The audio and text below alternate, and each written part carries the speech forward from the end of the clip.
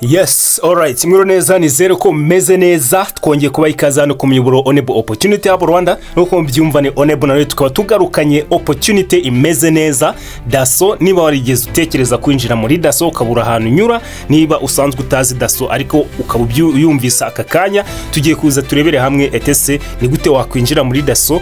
Ese iri tangazo ni rizarangira ryari, wemerewe gukora application ninde. Rero niba ari bwo bwa mbere no ku muyoboro Onebo Opportunity Rwanda, wakanda subscribe, share and comment, asige tukigenda tubana gatanu ku kandi hano tugenda twacisha amahirwe menshi atandukanye. Ugiye ukara nandi ma video hari ama opportunity menshi ushobora gukenera, asige nawe ukaza kuba wahindura ubuzima. Rero tugiye kuza turebe ati ese hakenewe abadaso bangahe. Icya mbere na abadaso 116.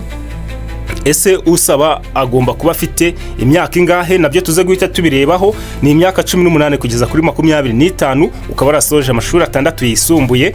Ibyo nibyo bisabwa bya mbere byibanze, kandi ukabona n'umunyarwanda ubishaka. Rero tugiye kuza kureba iyi myanya 116 yatanzwe y'abadaso ku bantu bashaka kwinjira muri Dasso. Uburyo ki turi buze kubigenza, asigaye tuze guhita tubigerageza, kandi amatariki bashize yo gukora application tuyubahirize kugira ngo tutaza gusigara.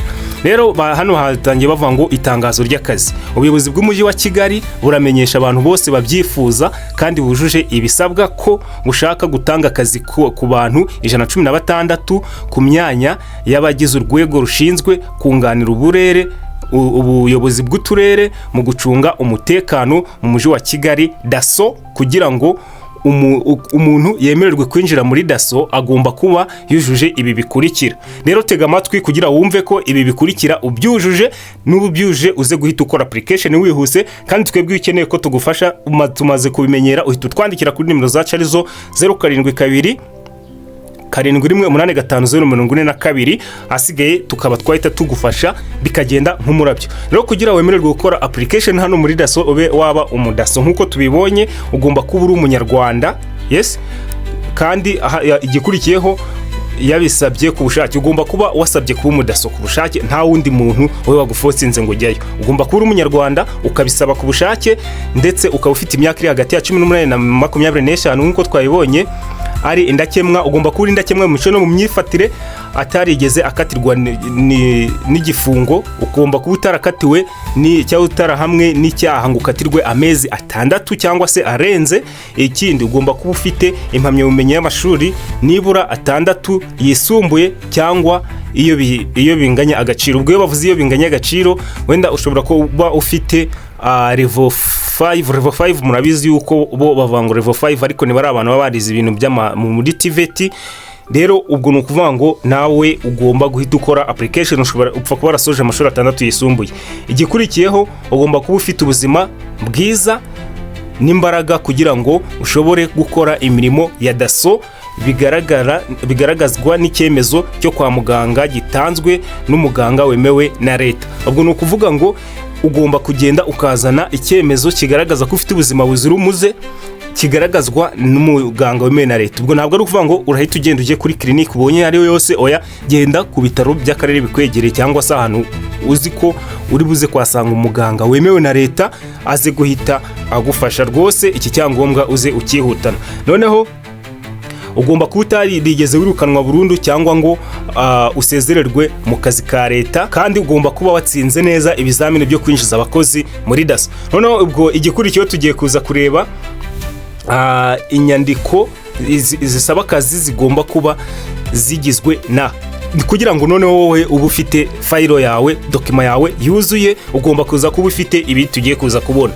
Ubwo ni ibiki bisabwa kugira ngo uze guhita usaba. Icya mbere ni ibaruwa yandikiwe umuyobozi w'umujyi wa Kigali igaragaza akarere kamwe usaba yifuza gukoreramo. Ubwo we urandika ibaruwa uvuga ati wenda ngiye nshaka gukorera muri Gasabo, nshaka gukorera wenda muri Kicukiro, cyangwa se nshaka gukorera muri Nyarugenge. Ukandika nyine uvuga akarere ushaka gukoreramo.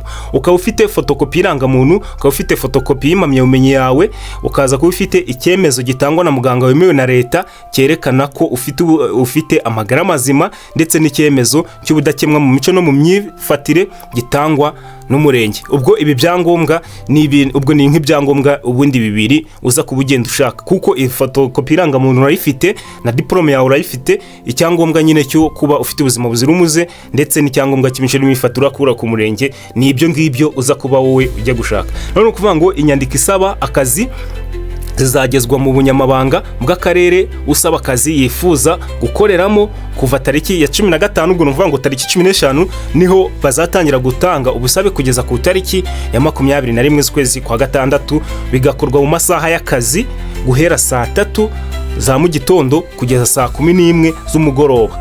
Nizere ko mbyumvise neza, amasaha y'akazi ni saa 3 saa 11. Igikurikiyeho ushobora kuba wasaba ku buryo bwa email, yes, nkuko hano babivuze, cyangwa zikoherezwa kuri email. Hano ni ama email atandukanye y'uburere, ubwo hano ni y'akarere ka Gasabo, murayibona. Ino ni email y'akarere ka Kicukiro, noneho ino ni email y'akarere ka Nyarugenge. Ubwo ni ukuvuga ngo ugiye gukora application online utanga biriya nanone biri muri PDF ukabitanga kuri izi email. Bikorewe i Kigali kwa 12 z'ukwezi kwa gatandatu 2026. Nizere yuko aya mahirwe mugiye kuza guhita muyabyaza umusaruro. Niba ari ubwa mbere ugeze hano ku muyoboro Honorable Opportunity Hub Rwanda, wakanda subscribe, share, hasigaye tukayatubana gatanu ku kandi, ubundi ibintu bize kugenda neza. Amahirwe masa kubaza guhita mugerageza aya mahirwe. Bye bye.